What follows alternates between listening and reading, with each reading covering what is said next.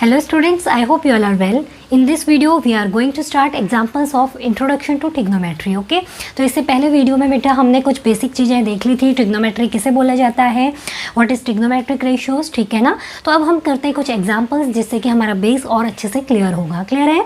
Now first question यानी example है that is given 10a = 4/3 find other trigonometric ratios of angle A. ठीक है बेटा, तो आपको एक ट्रायंगल आपको बना लेना है खुद से, ठीक है ना. That is ABC. ठीक है, उसमें आपको गिवन है 10a = 4/3. क्लियर हो गया. अब आपको गिवन क्या है, 10 की वैल्यू. आपको निकालना क्या है, अदर ट्रिग्नोमेट्रिक रेशियो. तो बाकी जो बच गए 5 रेशियोज उनको हमने फाइंड करना है. तो हमने पढ़ा थोड़ी देर पहले कि ट्रिग्नोमेट्रिक रेशियोज क्या होते हैं, sine theta, cos theta, tan theta, cot theta, sec theta and cosec theta. ठीक है, तो 6 रेशियोज हमने पढ़ लिए हैं और उनके रेशियोज को हम कैसे फाइंड करते हैं वो भी हमने देखा. क्लियर है ना. तो हमने एक निमोनिक्स देखी थी कि पंडित बद्री प्रसाद हर हर बोल सोना चांदी तोल. तो फर्स्ट के कुछ क्वेश्चंस में आप इसको साथ साथ लिखिए जिससे कि आपको लर्न होगा. तो पहला रेशियो फॉर साइन, दूसरा कॉस एंड तीसरा वाला फॉर टेन. और अगर हिंदी मीडियम स्टूडेंट्स की बात करें तो लाला आम लाया एंड खाते खाते आया. ठीक है, तो पहला रेशियो हो गया साइन के लिए, दूसरा कॉस के लिए, तीसरा टेन के लिए. क्लियर हुआ ना बेटा. तो अब हम देख लेते हैं सॉल्यूशन. इस पे कि हमने देखना है गिवन क्या है. आपको गिवन है बेटा 10a = 4/3. अब हमें पता है कि 10a अगर हम देखें फिगर को तो 10a की वैल्यू क्या होती है, परपेंडिकुलर अपॉन बेस, है ना. अब परपेंडिकुलर की बात करें तो एंगल ए के सामने वाली जो साइड है दैट इज परपेंडिकुलर. बेस कौन सी है, इस एंगल ए से लगी adjacent side that is base and longest side is hypotenuse. Clear हो गया ना. तो अब हमने 10a = देखना है तो perpendicular is CB upon base is AB. Clear है. तो इसकी वैल्यू हमें कितनी गिवन है बेटा, 4/3. 10a = 4/3 यानी CB अपॉन AB की वैल्यू हमें मिल गई 4/3. तो यहाँ से क्लियरली हमें दिख रहा है ना कि CB रेशियो AB की अगर हम बात करें तो दिस इज 4/3. ठीक है, पेंडिकुलर और बेस का जो रेशियो है दैट इज 4/3. अब हमने एक चीज़ देखी थी अपने प्रीवियस क्लासेस में भी हमने देखा, जब भी इस तरीके से रेशियोज में क्वेश्चन गिवन होते हैं हम वहाँ पर सीधा सीधा CB = 4 नहीं बोल देते या फिर AB = 3 नहीं बोल देंगे. CB रेशियो ये गिवन है ना 4/3, तो हम इस तरीके से सीधा सीधा रेशियोज को नहीं लेट करते हैं. यहाँ पे हम बोल लेते हैं CB = 4K and AB = 3K. अब ये K क्या है, K कोई भी एक पॉजिटिव नंबर हो सकती है, पॉजिटिव रियल नंबर.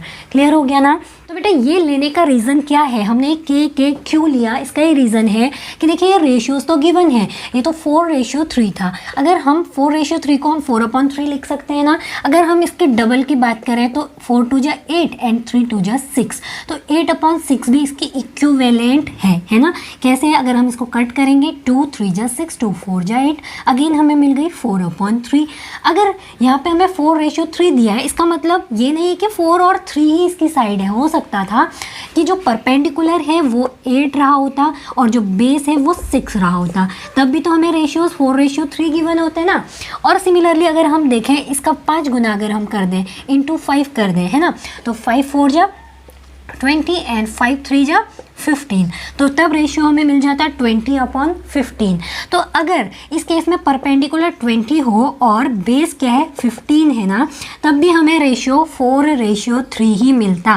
कैसे, अगर हम इसको कट करें तो ये कितना टाइम कट जाएगा बेटा, दिस इज 5 × 3 = 15 एंड 5 × 4 = 20. अगेन हमें रेशियो मिल गया 4/3. तो इसका ये मतलब ये नहीं है कि अगर रेशियो 4 और 3 में गिवन है तो साइड्स की लेंथ 4 और 3 ही है. ठीक है ना, वो इस तरीके से कुछ भी हो सकती है, या ये भी हो सकती है या ये हो सकती है या किसी और फॉर्म पे भी हो सकती है. यानी कि 4 और 3 के इक्विवेलेंट कोई भी फ्रैक्शन ऐसे हमें मिल सकती है. तो इसी प्रॉब्लम को शॉर्ट आउट करने के लिए हम K की फॉर्म पे ले लेते हैं. K का मतलब क्या है, इनटू K यानी इनटू कुछ टाइम, वो कुछ टाइम हो सकता है. तो सिमिलर रेशियो में हमें परपेंडिकुलर भी बढ़ता हुआ दिखेगा और सिमिलर रेशियो पे बेस भी. ठीक है ना. यहाँ पे जैसे हमने 5 टाइम कर दिया था, यहाँ पे 2 टाइम कर दिया था, तो ऐसे हमारी ये प्रॉब्लम शॉर्ट आउट हो जाती है. इसीलिए हमने ले लिया CB को कितना ले लिया बेटा हमने 4K. और इसी तरीके से हम बेस की बात करें यानी AB की तो ये ले लिया हमने 3K. अब हमारे लिए इजी हो गया कि हम कैसे ट्रिग्नोमेट्रिक रेशियोज को फाइंड करेंगे। अब सबसे पहले काम है हमारा AC को फाइंड करना। तो अब हम यूज़ कर लेते हैं पाइथागोरस थ्योरम का, ठीक है। In triangle ABC using Pythagoras theorem,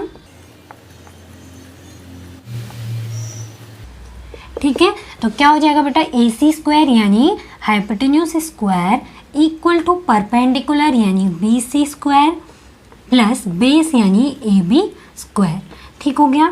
तो यहाँ से हमें हाइपोटेन्यूज की वैल्यू मिल जाएगी। तो देखिए AC स्क्वायर इक्वल टू, हमें वैल्यू पता है BC की, दैट इज़ 4K, तो 4K स्क्वायर प्लस हमें पता है AB की वैल्यू दैट इज़ 3K, इसका स्क्वायर हो जाएगा। तो यहाँ से हम AC की वैल्यू फाइंड कर सकते हैं। 4 4 जा 16 K स्क्वायर प्लस 3 3 जा 9 K स्क्वायर। तो AC ये स्क्वायर है, AC square equal to 25 K square. तो यहाँ से AC की वैल्यू हमें मिली बेटा दैट इज़ 5K, ठीक हो गया। तो हाइपोटेन्यूज की वैल्यू हमें मिल चुकी है 5K, ठीक हो गया। ये हमें वैल्यू कितनी मिली, 5K।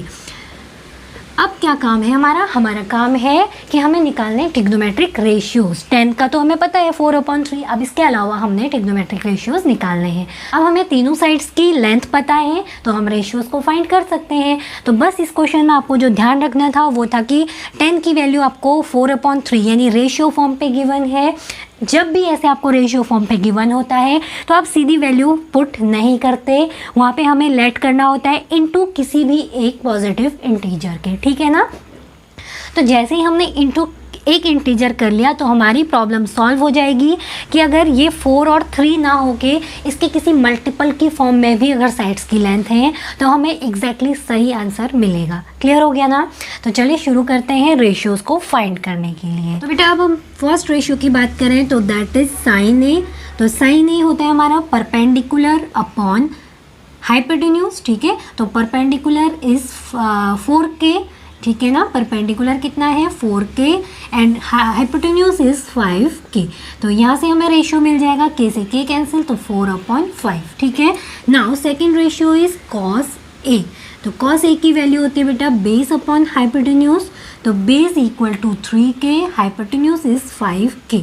तो कॉस A की वैल्यू मिली 3/5। क्लियर हो गया। सिमिलरली थर्ड हमारा होता है 10 का रेशियो। 10 हमें गिवन है, ठीक है ना। नाउ हम चेक करेंगे फॉर कॉट A। तो कॉट A इक्वल टू कितना हो जाता है 1/10A यानी कि इसका अपोजिट। तो ये सीधे सीधे लिख सकते हैं आप 3/4, ठीक है ना। यहाँ पे रीज़न दे सकते हैं कि कॉट A इक्वल टू क्या है 1/10A होता है, या फिर आप सीधे सीधे इसको भी रेशियोज की फॉर्म पे लिख सकते हैं। कॉट ए इक्वल टू क्या हो जाएगा बेटा बेस अपॉन परपेंडिकुलर, ठीक है ना। तो कॉट ए की वैल्यू क्या होती है बेस अपॉन परपेंडिकुलर, तो वहाँ से आप इसको देख सकते हैं, ठीक हो गया ना। अब हम देख लेते हैं fourth ratio that is sec A, ठीक है। तो सेक ए की वैल्यू क्या होती है 1/cos ए होता है, ठीक है ना। अगर कॉस की वैल्यू आपने निकाल ली है तो सेक की वैल्यू इसके अपोजिट यानी 5/3 कर दीजिए। फिफ्थ वन, अब यहाँ से आप देख सकते हैं कॉसेक ए, ठीक है। कॉसेक ए क्या होता है 1/sin ए होता है। तो 1/sin ए यानी कि साइन का अपोजिट दैट इज 5/4, ठीक है ना। तो ये रेशियोज को आप इस तरीके से भी निकाल सकते हैं। सिमिलरली आप सेक ए की वैल्यू कैसे फाइंड कर सकते हैं हाइपोटेन्यूज अपॉन बेस, है ना। सेक ए क्या होता है हमारा हाइपोटेन्यूज अपॉन बेस। तो हाइपोटेन्यूज इज 5K और बेस इक्वल टू 3K। तो यहाँ से भी हमें वैल्यू कितनी मिल रही है 5/3। तो या तो इस तरीके से करिए या इस तरीके से, दोनों तरीके हमने आपको बता दिए हैं, है ना। वैसे ही कॉसेक की बात करें तो कॉसेक ए की वैल्यू क्या होगी बेटा hypotenuse upon perpendicular. Hypotenuse is 5K and perpendicular is 4K। तो यहाँ से हमें वैल्यू मिली 5/4, जो कि हमें इससे भी वही वैल्यू मिली है। तो आप किसी भी फॉर्मूले का यूज़ कर सकते हैं, ठीक है ना। आपको बस ध्यान रखना है कि आप ट्रिग्नोमेट्रिक रेशियोज को सही तरीके से यूज़ करें और शुरुआती में आप बार बार लिखते रहें लाला आम लाया खाते खाते आया। सिमिलरली पंडित बद्री प्रसाद हर हर बोल सोना चांदी तोल, ठीक है। ये बहुत ही सुंदर सी बहुत ही सिंपल सी ट्रिक है, इसको आप इजीली लर्न कर लेंगे। ओके, नाउ हम एक और एग्जांपल देखते हैं। सिमिलरली इसी तरीके से रेशियोज फॉर्म पे जब आपको गिवन होते हैं क्वेश्चंस तो उसको हम कैसे यूज़ करेंगे। ओके, तो बेटा हमारा नेक्स्ट एग्जाम्पल है, आपको गिवन है in a right angle triangle ABC right angle at B। आपको एक ट्रायंगल गिवन है ABC जिसपे कि वो राइट एंगल कहाँ पर बनाया गया है, B पॉइंट पर। तो आप ट्रायंगल का नाम दे दीजिए ABC, तो B पॉइंट पर ही हो गया राइट एंगल, ठीक हो गया। उसके बाद बोला गया है if tan A equal to 1 then verify that 2 sin A cos A equal to 1। अब अगेन आपको वैल्यू किसकी गिवन है, tan A इक्वल टू 1, यानी रेशियो गिवन है tan A का, ठीक है ना। tan A वाला जो ट्रिग्नोमेट्रिक रेशियो है उसका रेशियो गिवन है 1। क्लियर हुआ। तो देखिए ये हमारा हो गया हाइपोटेन्यूज, ये हो गया perpendicular and this is base, और ये एंगल A हो गया हमारा जो कि हमारा एक्यूट एंगल है। क्लियर है ना। अगेन हमें इस एंगल के रिस्पेक्ट में ही ट्रिग्नोमेट्रिक रेशियोज को फाइंड करना है। तो अब सबसे पहले हम देख लेते हैं, गिवन हमें है tan A इक्वल्स टू 1 और हमें पता है कि tan A इक्वल टू कितना होता है, परपेंडिकुलर अपॉन बेस। क्लियर है ना। यहाँ पे परपेंडिकुलर की बात करें तो this is BC upon base की बात करें तो AB। तो यहाँ से देखिए बेटा BC अपॉन AB का रेशियो हमें कितना गिवन है, 1। tan A की वैल्यू BC अपॉन AB है इस ट्रायंगल में और इसकी वैल्यू गिवन है 1, तो ये रेशियो हो गया 1, या फिर आप बोल सकते हैं 1 अपॉन 1, है ना। तो यहाँ से हम क्या कर लेंगे, let BC equal to K। हमने इस 1 को 1 इंटू K कर लिया, ठीक है ना। हमने एक पॉजिटिव नंबर ले ली जो कि है K, तो 1 इंटू K इज K, तो BC की वैल्यू हो जाएगी K। Similarly so AB equal to भी हमें कितना मिल जाएगा, K, ठीक है। तो BC और AB की वैल्यू हमें मिल चुकी है K, तो बेस हमें K मिल गया एंड BC यानी परपेंडिकुलर भी हमें मिल चुका है K, ठीक हो गया। तो बेटा अब हमने निकालना क्या है, वेरीफाई करना है यहाँ पे इन चीज़ों को। पहले क्वेश्चन में तो हमने अदर ट्रिग्नोमेट्रिक फंक्शंस निकालने थे, यहाँ पे हमें इसको वेरीफाई करना है कि 2 sin A cos A की वैल्यू 1 के इक्वल होती है।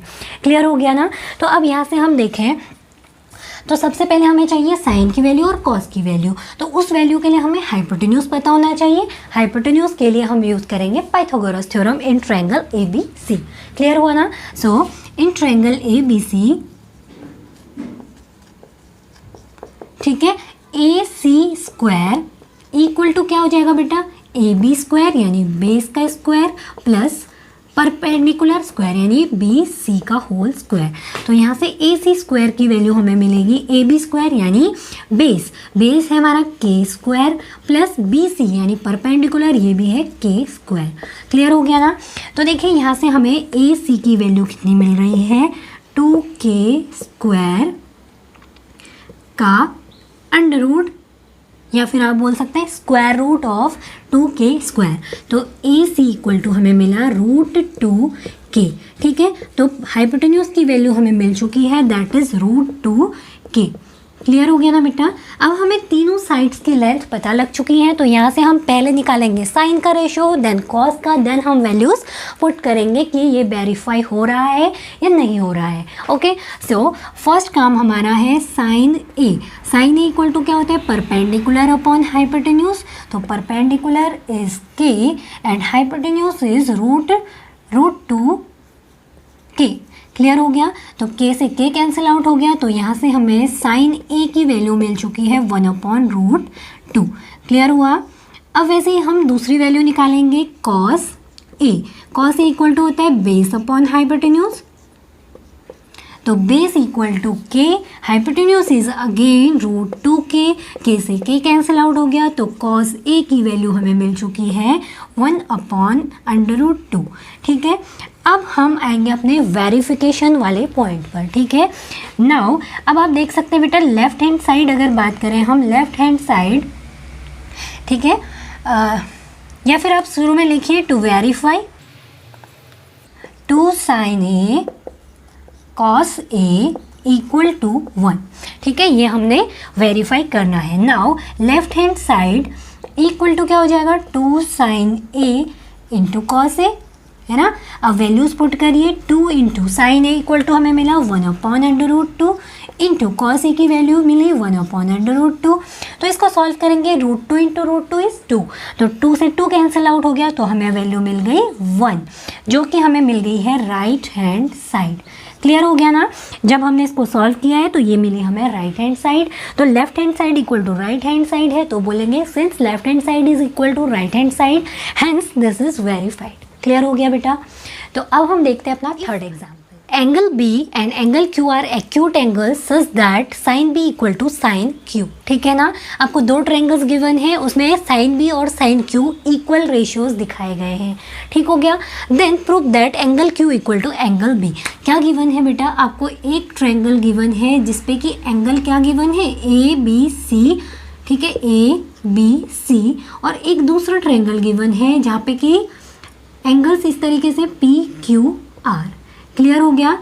अब आपको क्या बोला गया है कि जो B का रेशियो है और Q का रेशियो है, ठीक है ना, इसको हमने चेंज करना पड़ेगा। ये PQ और ये हो गया हमारा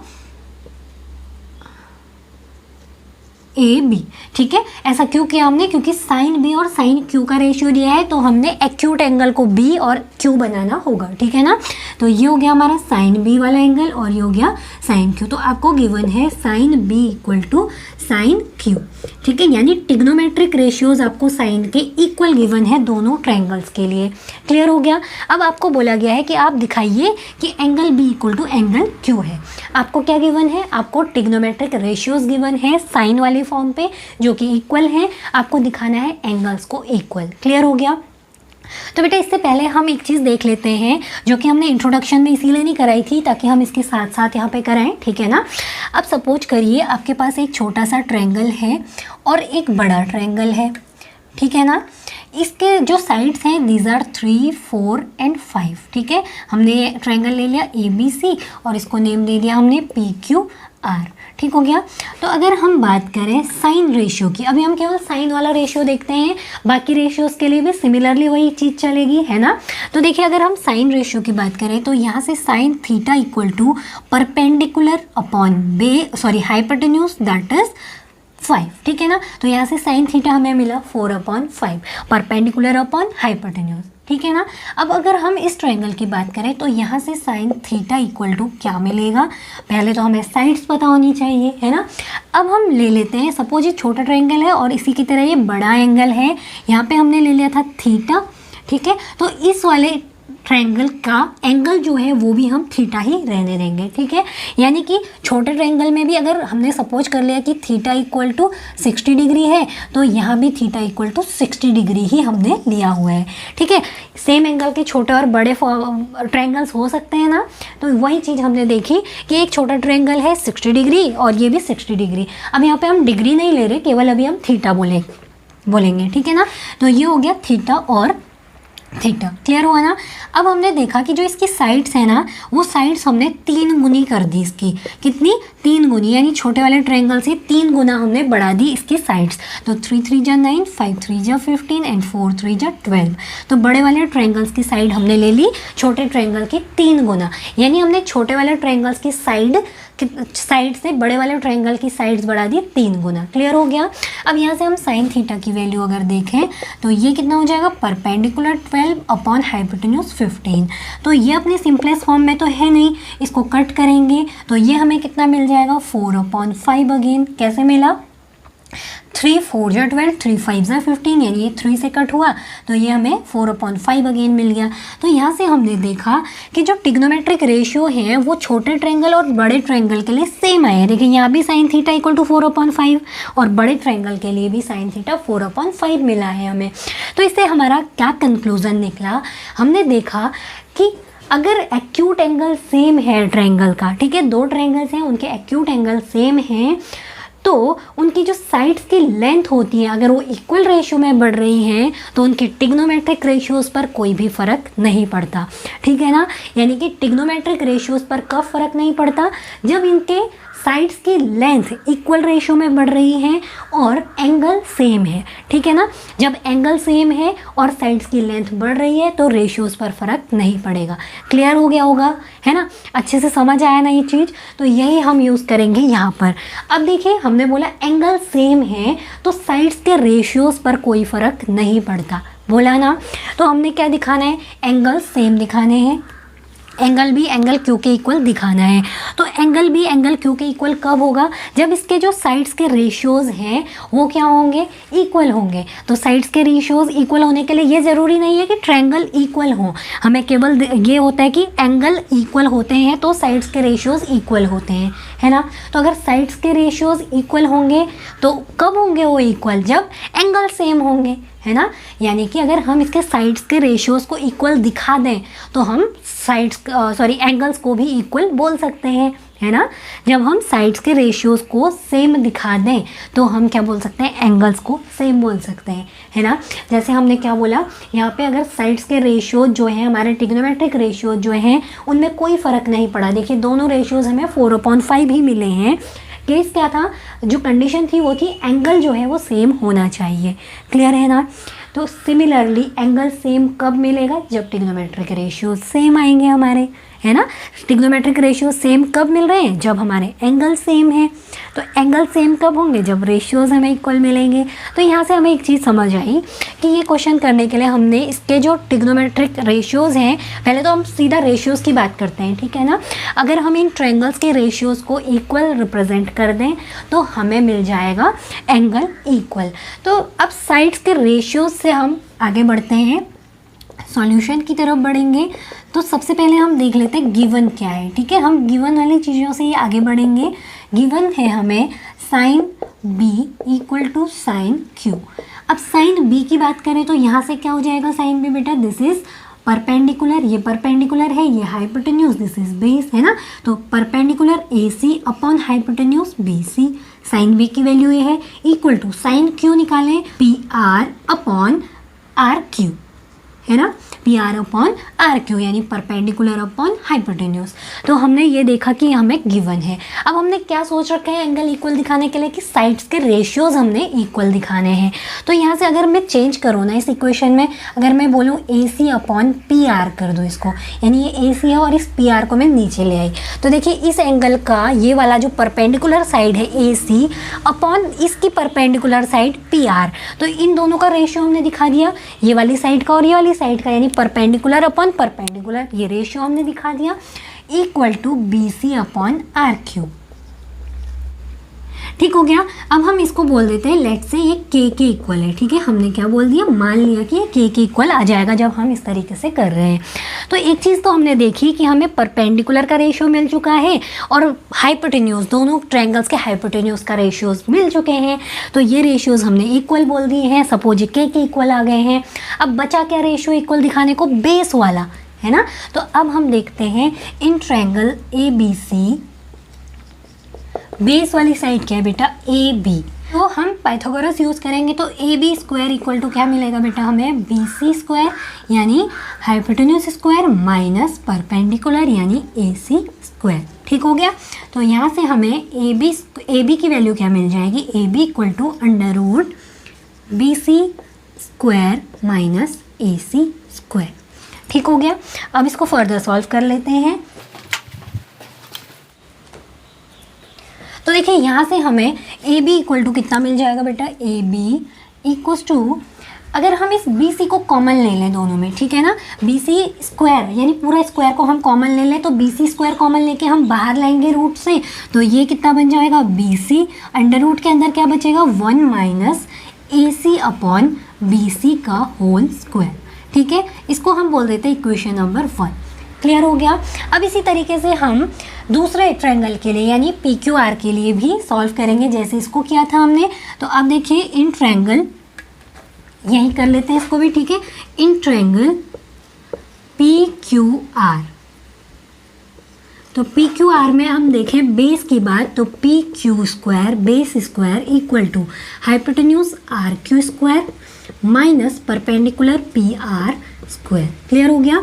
तो यहाँ से P Q square equal to या पी क्यू इक्वल टू कितना मिलेगा बेटा हमें, this is under root R Q square minus P R square. Clear हो गया। तो अब यहाँ से हम देखते हैं कि अगर हम आर क्यू स्क्वायर को कॉमन ले लें, इन दोनों टर्म से अगर आर क्यू स्क्वायर को कॉमन ले लेते हैं तो क्या बनेगा, it will be P Q equals to R Q under root, R Q square बाहर आए तो आर क्यू बन जाएगा ना, तो यहाँ 1 माइनस PR/RQ होल स्क्वायर, इसको हम बोल देते हैं इक्वेशन नंबर 2। ठीक हो गया। अब देखिए हम क्या करते हैं, इक्वेशन 1 को डिवाइड कर देते हैं, डिवाइडिंग इक्वेशन 1 बाय इक्वेशन 2। ठीक है ना, हमने इक्वेशन 1 को डिवाइड करना है इक्वेशन 2 से, तो AB/PQ इक्वल टू क्या हो जाएगा, BC√1 - AC/BC का whole square upon RQ√1 - PR/RQ whole square बन गया ना। इक्वेशन 1 से इक्वेशन 2 को डिवाइड किया तो ये इक्वेशन मिली।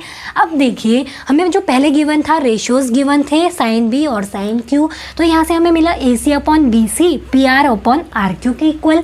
तो अगर AC/BC इसके इक्वल है तो इनका अगर स्क्वायर हम करते हैं ना, तो ये भी तो आपस में इक्वल होंगे, है ना। तो अगर इन दोनों के स्क्वायर आपस में इक्वल है, यानी AC/BC का होल स्क्वायर अगर इक्वल है PR/RQ स्क्वायर के, तो ये अंडर रूट के अंदर वाली टर्म आपस में इक्वल होंगी और एक कट जाएंगी, यानी कि वैल्यू दे देंगी हमें 1, है ना। तो यहाँ हमने जब इसका स्क्वायर किया तो इसने हमें इक्वल वैल्यूज़ दे दी। ठीक हो गया ना। तो इससे हमें पता लगा कि AB/PQ किसके इक्वल आ गया बेटा, BC/RQ के। क्लियर हो गया। तो AB/PQ की जो वैल्यू मिली हमें BC/RQ की इक्वल मिल चुकी है। अब देखिए बेटा हमने यहाँ इस वाले पॉइंट पर AC/PR इक्वल टू BC/RQ लिखा हुआ था, है ना, और यहाँ से BC/RQ AB/PQ के इक्वल है।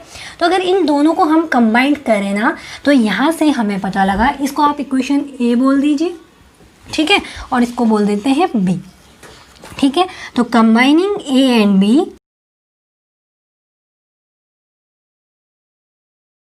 B हमें क्या मिला बेटा, AB/PQ is equal to BC/RQ और BC/RQ is equal to AC/PR। Clear हो गया। तो यहाँ से आप देखें तो ये जो रेशियोज हैं, ये दोनों ट्रायंगल्स के रेशियोज हमने इक्वल दिखा दिए। AB/PQ यानी कि AB/PQ, दूसरा रेशियो BC/RQ यानी BC/RQ हाइपोटेन्यूज वाला रेशियो, थर्ड वन AC/PR यानी परपेंडिकुलर रेशियो। क्लियर हो गया ना। तो हमने तीनों रेशियोज इक्वल दिखा दिए ऑफ दिस टू ट्रायंगल्स। अब देखिए सिमिलरिटी ऑफ ट्रायंगल की अगर बात करें तो वहाँ से हमें पता है कि दो ट्रायंगल्स आपस में सिमिलर कब होते हैं, जब उनके रेशियोज क्या है, इक्वल हैं, साइड्स के रेशियोज इक्वल होते हैं, तो हम बोल देते हैं ट्रायंगल्स आर सिमिलर, है ना। और अगर ट्रायंगल सिमिलर होते हैं तो उनके जो करस्पॉन्डिंग एंगल्स होते हैं वो भी क्या होते हैं, इक्वल होते हैं। क्लियर हो गया ना।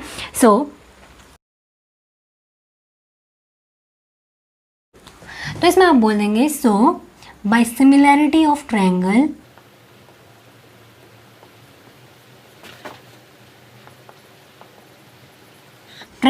ABC is similar to triangle PQR।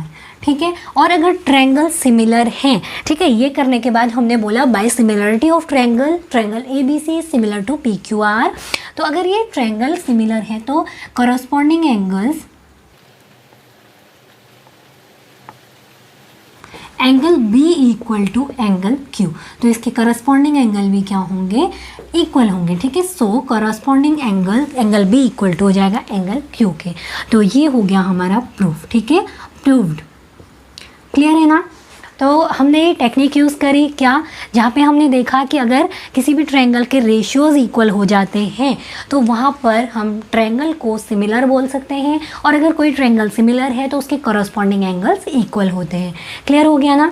और दूसरी चीज़ हमने ये देख ली थी, जो हमने शुरू में देखा कि अगर किसी भी दो ट्रायंगल्स के ट्रिग्नोमेट्रिक रेशियोज़ की बात करें तो वो सिमिलर होते हैं अगर उनकी लेंथ बढ़ रही है सेम रेशियो में, यानी कि अगर किसी दो ट्रायंगल्स के साइड्स की लेंथ सिमिलर रेशियो में बढ़ रही है तो उसके ट्रिग्नोमेट्रिक रेशियोज पर कोई फ़र्क नहीं पड़ता अगर उसका एक्यूट एंगल क्या हो, सेम हो। क्लियर हो गया ना बेटा। तो ये था हमारा नेक्स्ट एग्जाम्पल। अब हम चलते हैं एक और नए एग्जाम्पल की तरफ। तो बेटा हमारा नेक्स्ट एग्जाम्पल है, उसमें आपको गिवन है कंसीडर ट्रायंगल ACB। आपको एक ACB ट्रायंगल गिवन है, ठीक है ना। उसमें आपको बताएगा कि राइट एंगल एट C। तो ये राइट एंगल कौन से पॉइंट पर है बेटा, C पॉइंट पर ये राइट एंगल्ड है। ठीक हो गया। In which A B equal to 29 centimetre, hypotenuse आपको दिया गया है 29 सेंटीमीटर। उसके बाद आपको गिवन है B C equal to 21 centimetre. Clear हो गया। And angle A B C is theta, यानी बी वाला जो एंगल है that is theta. Acute angle आपको कितना गिवन है? थीटा। क्लियर हो गया। नाउ आपको बोला गया है determine the values of cos square theta plus sine square theta, और दूसरा है cos square theta minus sine square theta. Clear हो गया बेटा। तो चलिए शुरू करते हैं।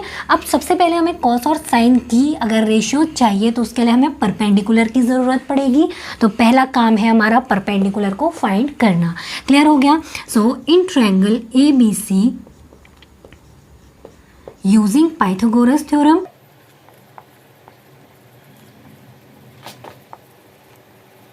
ठीक है, पाइथागोरस थ्योरम का यूज़ करेंगे तो यहाँ से हमें पता लगा कि A B square hypotenuse square equal to perpendicular यानी A C square plus base यानी बी सी स्क्वायर। क्लियर हो गया। अब हमें वैल्यू चाहिए ए सी की, तो A C square equal to कितना हो जाएगा बेटा? A B square minus B C square, है ना।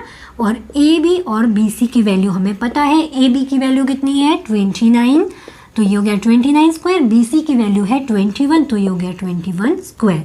तो ये हुई हमारी ए सी स्क्वायर की वैल्यू। तो इसको सॉल्व करेंगे तो बेटा कितनी वैल्यू मिलेगी? This is A square minus B square. तो इसको हम A plus B, A minus B लिख सकते हैं। तो 29 प्लस 21 और 29 माइनस 21।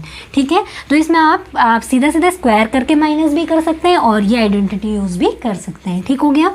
तो ये कितना मिलेगा? This is 9 plus 1 is 10, 1 carry आ गया, 2 प्लस 2 4 और 1 5, ये 50 हो गया। And this is 8। क्लियर हो गया ना। तो ये हो गया 8 5 ज़ा 40, दिस इज 400। तो ए सी स्क्वायर की वैल्यू हमें मिली 400। तो ए सी इक्वल टू हो जाएगा √400। इससे हमें ए सी इक्वल टू मिल गया 20। तो ए सी की वैल्यू हमें मिली 20 सेंटीमीटर, यानी परपेंडिकुलर हमें मिल चुका है 20। अब तो बहुत इजी है। अब पहला पार्ट हमने निकालना है, पार्ट 1, जिसमें कि हमने देखना है cos square theta plus sine square theta. तो अगर हम cos square theta plus sine square theta को निकालेंगे ना, तो हमें पता है कि इसकी वैल्यू आनी है 1, क्योंकि ये होती है एक आइडेंटिटी। अब हमें तो ये पता है, आपके लिए नई चीज़ है, तो आपको याद रखना है इसको कि cos square theta plus sine square theta हमेशा 1 आता है। ठीक है ना। पर अभी हम करके देखेंगे, यहाँ पे हम सीधा 1 नहीं लिखेंगे। तो सबसे पहले हम देखते हैं cos theta equal to base upon hypotenuse, है ना। तो बेस कितना है हमारा? 21 एंड हाइपोटेन्यूज इज 29। तो कॉस थीटा हमें ये मिला। और साइन थीटा की अगर बात करें तो ये होता है perpendicular upon hypotenuse. Perpendicular is 20 and hypotenuse is 29। Clear हो गया। तो इन वैल्यूज़ को पुट करेंगे हम यहाँ। तो इससे हमें 21 अपॉन 29 होल स्क्वायर, ठीक है, कॉस स्क्वायर थीटा यानी कॉस थीटा स्क्वायर कर दिया हमने, प्लस साइन थीटा की वैल्यू है 20 अपॉन 29, तो इसका होल स्क्वायर। क्लियर हो गया। तो अब इसको सॉल्व करेंगे तो देखिए बेटा ये क्या हो जाएगा? ये 29 स्क्वायर बेस में है, तो ये हमारा हो गया LCM। क्लियर हुआ। और ऊपर हमें मिला 21 स्क्वायर प्लस 20 स्क्वायर। क्लियर है। तो इसको सॉल्व करेंगे। 21 square is 441 plus 20 square is 400 and 29 square is 841।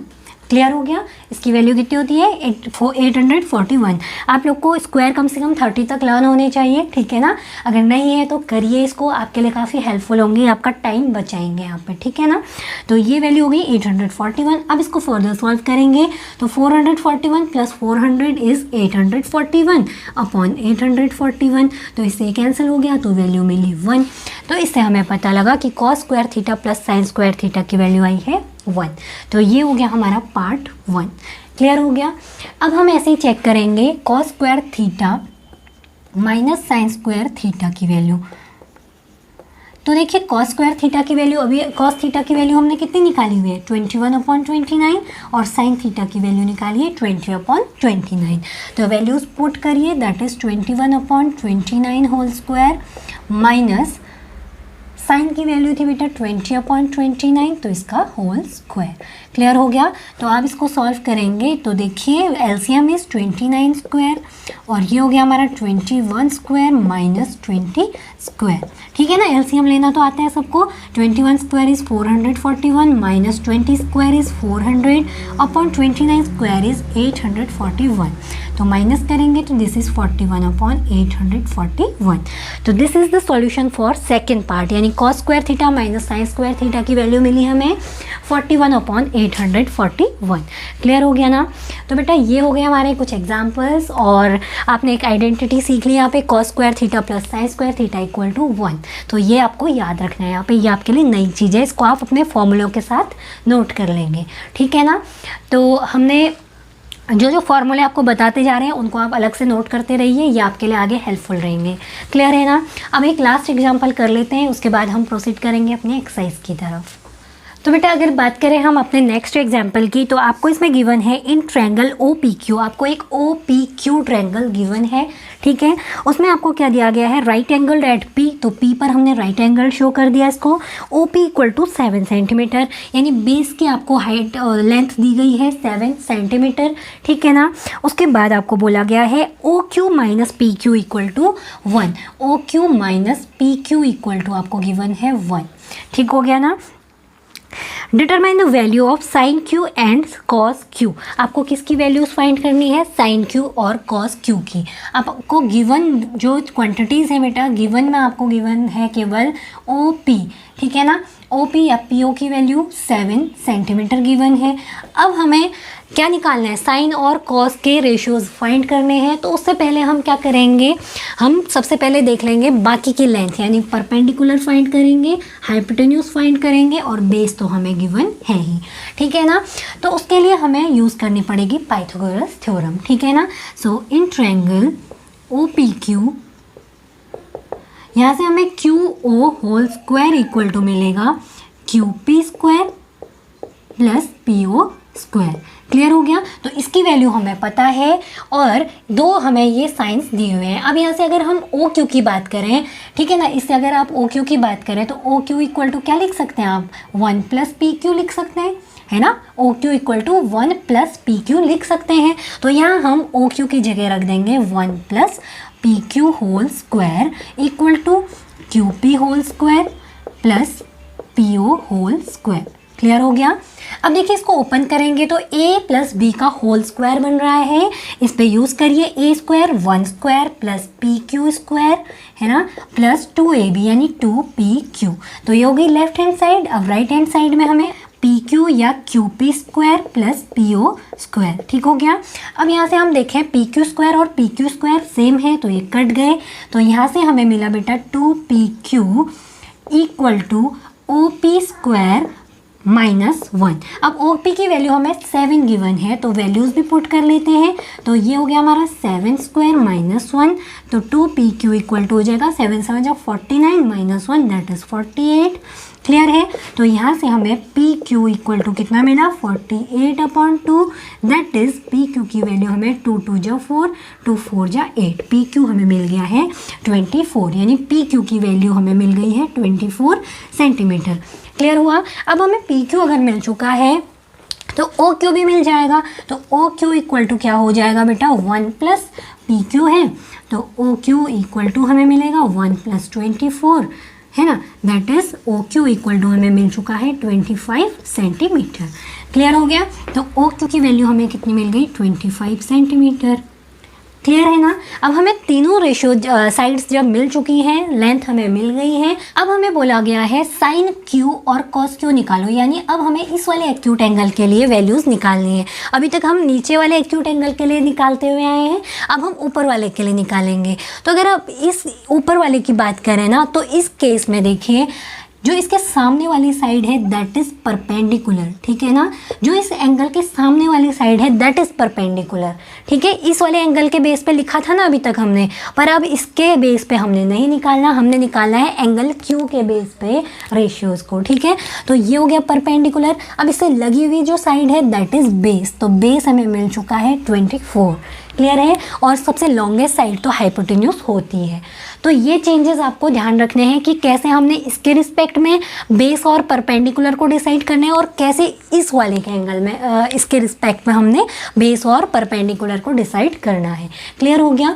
तो अब पहला काम है हमारा साइन क्यू की वैल्यू निकालना। अब साइन क्यू हमें पता है परपेंडिकुलर अपॉन हाइपोटेन्यूज होता है।